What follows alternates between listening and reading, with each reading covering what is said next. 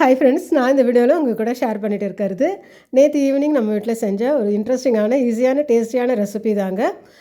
நிறைய பேருக்கு பார்த்திங்கன்னா பருப்பு வந்து அதிகமாக சேர்த்துக்க பயப்படுவாங்க. துவரம்பருப்பு, கடலைப்பருப்பு எதுவாக இருந்தாலுமே. அதனாலேயே பார்த்திங்கன்னா ரொம்ப பிடிச்ச மசால் வடையை கூட 1 2க்கு மேலே சாப்பிட்றதுக்கு பயப்படுவாங்க. அந்த மாதிரி இருக்கிறவங்க இந்த மாதிரி ட்ரை பண்ணி பாருங்கள். இதுக்காக பார்த்திங்கன்னா நான் வந்து 1/4 கிலோ அளவுக்கு கோஸை இந்த மாதிரி பொடியாக கட் பண்ணி எடுத்துருக்கிறேன்.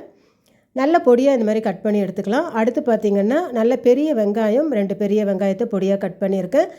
ஒரு துண்டு இஞ்சி, ஒரு 2 பச்சை மிளகாய், கொத்தமல்லி, கருவேப்பிலை பொடியாக கட் பண்ணி எடுத்து வச்சுக்கலாம். இது எல்லாத்தையும் நம்ம எடுத்து வச்சுருக்கிற கோஸில் கொஞ்சமாக சேர்க்கலாங்க. இஞ்சி, பச்சை மிளகாய், அடுத்து பார்த்திங்கன்னா கருவேப்பிலை, கொத்தமல்லி, நம்ம கட் பண்ணி வச்சுருக்கிற அந்த 2 வெங்காயம் அதையும் சேர்த்து கொஞ்சம் உப்பு சேர்த்துக்கலாம். அடுத்து பார்த்திங்கன்னா 1 ஸ்பூன் வெறும் மிளகாய்த்தூள் காரத்துக்காக சேர்க்குறேன். இது எல்லாத்தையும் நல்லா கையால் அழுத்தி பிசைஞ்சு விடலாங்க. இந்த உப்பு எல்லாம் சேர்ந்ததுக்கப்புறம் பார்த்திங்கன்னா கோஸ் வந்து நீர்க்காய், அதனால் அதில் தண்ணி கொஞ்சம் வந்து வெளியில் வர ஆரம்பிக்கும். ஸோ ஒரு 10 நிமிஷம் அப்படியே வச்சுட்டு அதுக்கப்புறம் பார்த்திங்கன்னா 1 கப் அளவுக்கு கடலை மாவு எடுத்திருக்கேன்.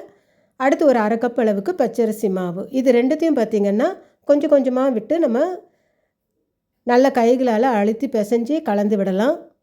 இந்த மாதிரி அழுத்தி பிசையும் போது பார்த்திங்கன்னா அந்த கோஸில் இருக்கிற அந்த எக்ஸஸ் வாட்டர்லாம் நல்லா வெளில வரும். தண்ணி எதுவும் கொஞ்சம் கூட சேர்க்க தேவையில்லைங்க. ஒரு 10 நிமிஷம் நம்ம அப்படியே வச்சோம்னா இதில் இருக்கிற தண்ணியிலே பார்த்திங்கன்னா இந்த மாவு நல்லா வந்து அழுத்தமாக பிசைய வரும். அப்படி இல்லைன்னா நம்ம லேசாக கொஞ்சமாக தண்ணி தெளித்த மாதிரி பிசைஞ்சிக்கலாம். அதிகமாக விட்டோம்னா வடை பார்த்திங்கன்னா எண்ணெய் குடிக்க ஆரம்பிச்சிடும். இதில் வந்து ரொம்ப முக்கியமே பார்த்திங்கன்னா இதில் வந்து தண்ணியோட பக்குவம் கரெக்டாக இருக்கணும். கொஞ்சம் அதிகமாக இருந்தால் கூட வடையிலேருந்து எண்ணெய் சொத சொதன்னு பிடிக்க ஆரம்பிச்சிடும். நல்லா அழுத்தமாக இந்த மாதிரி நம்ம பிசைஞ்சு வடைகளாக தட்டி எண்ணெய் காஞ்சதும் மீடியம் ஃப்ளேமில் வச்சு பொறுமையாக பொரித்து எடுக்கலாங்க. நல்ல கிறிஸ்பியான டேஸ்டியான வடை. தண்ணி மட்டும் கொஞ்சம் நம்ம அளவு பார்த்து கரெக்டாக பிசைஞ்சோம்னா எண்ணெய் வந்து சுத்தமாக குடிக்காதுங்க. நல்லா ட்ரையாக நல்ல கிறிஸ்பியாக இருக்கும் வடை.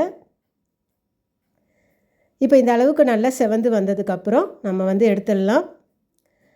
நல்ல டேஸ்டியாகவும் இருக்கும். இந்த ரெசிபி பார்த்திங்கன்னா ரொம்ப ஈஸியாகவும் செஞ்சிடலாங்க. இந்த மாதிரி பருப்பு அதிகமாக ஒத்துக்காது அப்படின்றவங்கெல்லாம் இதில் பார்த்திங்கன்னா நம்ம கொஞ்சமாக கடலை மாவு மட்டும்தான் சேர்க்குறோம். அதனால் பருப்பு சேர்த்து சாப்பிட்ற அளவுக்கு இதில் வந்து நம்ம பயப்பட வேண்டாங்க. அதனால் 1 2 3 4 5 கூட சாப்பிட்லாம். அடுத்து பார்த்திங்கன்னா இதில் வந்து நல்ல வெஜிடபிள் தாங்க இருக்குது. நிறைய கோஸ் தான் நம்ம வந்து சேர்த்துருக்குறோம்.